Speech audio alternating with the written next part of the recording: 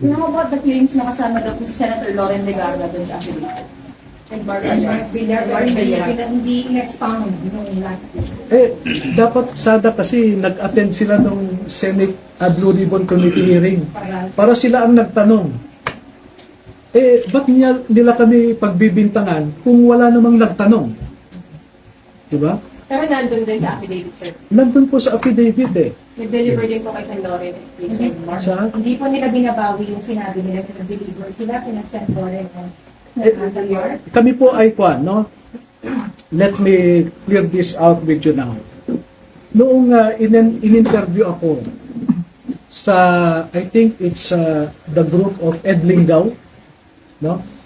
Merong babae doon na kwan She was not interviewing but rather anyway, ang sabi sa akin, Attorney, bakit nasama si Laila de Lima sa listahan ng mga Congress members na hindi naman siya membro ng Kongreso noon? No? At pinapalabas nila ngayon, nasa kulungan pa raw si Laila de Lima noon, paano siya makatanggap? No? At dahil po dun sa pagtatanong, ang sabi ko ay, ang nabanggit kasi ng mga dating sundalo ay Congresswoman Laila de Lima. At ang explanation nila sa akin ay, Sir, nung ginagawa kasi natin itong affidavit bandang February, ay Congresswoman na si Laila de Lima. And out of respect, we addressed her as Congresswoman Laila de Lima. At ako naman, ay isinama ko nga siya, no? Doon sa listahan ng mga Congress members. But that is a peripheral issue.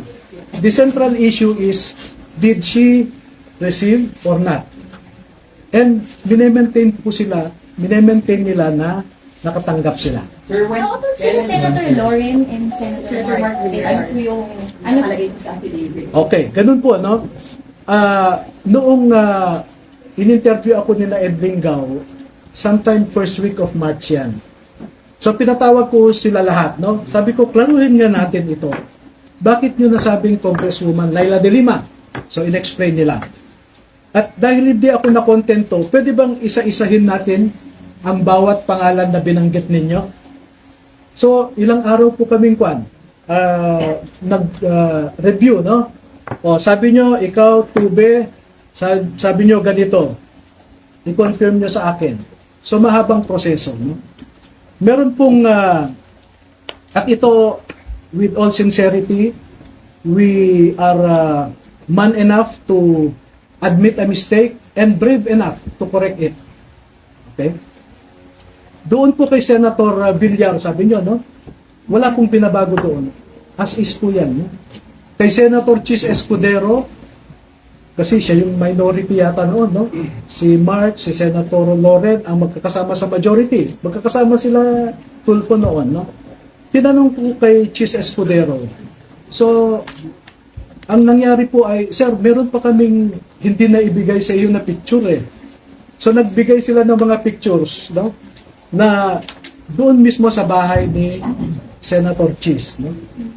So, remember, this happened in March, yung pag-review namin.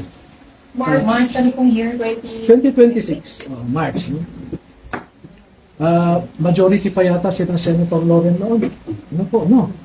Pati si Mark Villar, etc. Ngayon, pagdating kay Senator, yun nga, Mark Villar, sabi ko, iklaro nyo yan. So, nag-recollect yung mga nagsasabi. At sir, ganito. So, confirm po, no? At pagdating naman kay, maraming proseso yan, pagdating kay Senator Loren, nag-usap sila, same process. So, merong si Orbilio at saka si,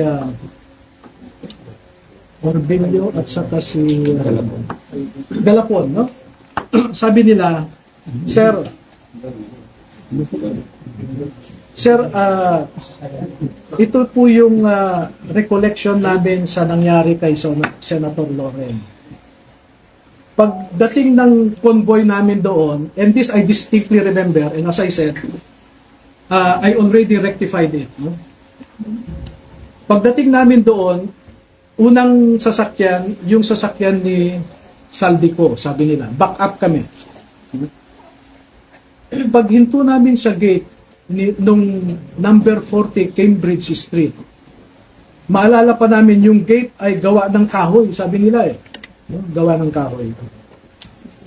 Pag hinto ng sasakyan ni Saldico sa tapat ng gate, pagbaba niya sa sasakyan ay nagbukas yung gate.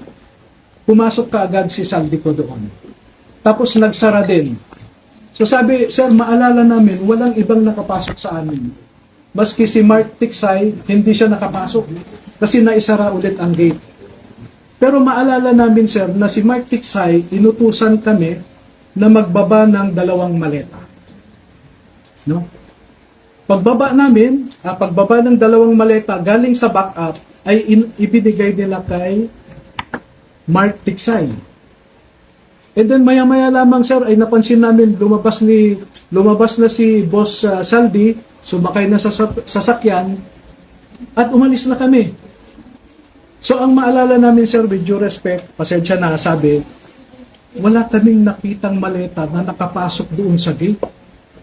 Kasi nung ibinaba namin ay biglang lumabas din si Saldico.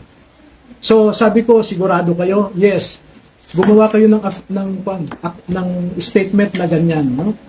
So ang ginawa ko po noong March ay pinapirma ko po sila. At dahil hindi ko naman kilala o wala naman akong access kay Senator Loren, pinakiusapan ko si Mike Defensor. No? Sec Mike, ako, may access ka ba kay Senator Loren?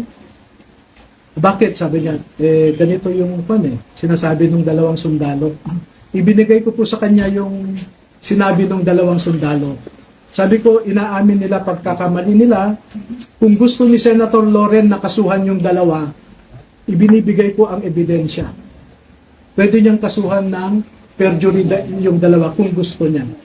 Pero as I said, we are man enough to admit a mistake and brave enough to rectify it. Okay?